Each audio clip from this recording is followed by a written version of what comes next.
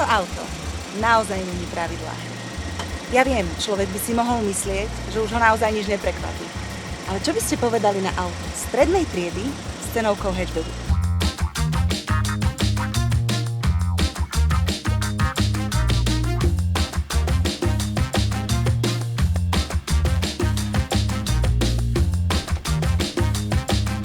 Dongfeng Shine ma naozaj dostal.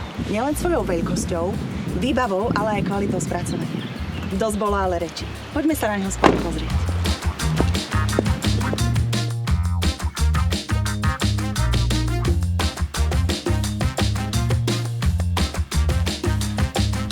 Toto auto vás donúti pozrieť sa na veci inak.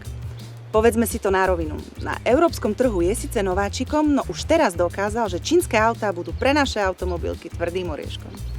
V každom prípade pri tomto autičku aspoň nebudete mať hlboko do vrecka.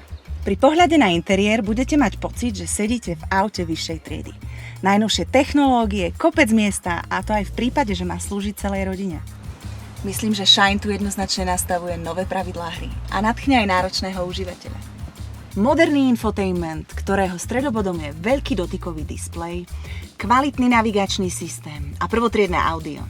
To je len špička ľadovca technológií, ktoré tu nájdete. Môžete mi veriť.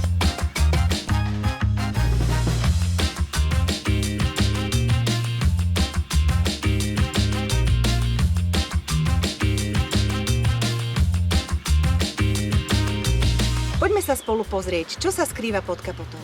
Tu sa Dongfeng Shine pochváli atmosférickým štvorvalcom s 1,5 litrovým motorom, ktorého skvelý pomer výkonu a spotreby určite oceníte. Pri ideálnej jazde sa viete dostať na spotrebu niekde okolo 6 litrov.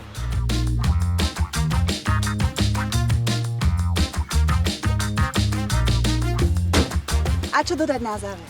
Za bezkonkurenčnú cenu sa z neho stane verný každodenný pomocník do každej situácie. Tak na čo čakať? Zastavte sa v našom showroome Vranou nad Topľou. Tešíme sa na vás.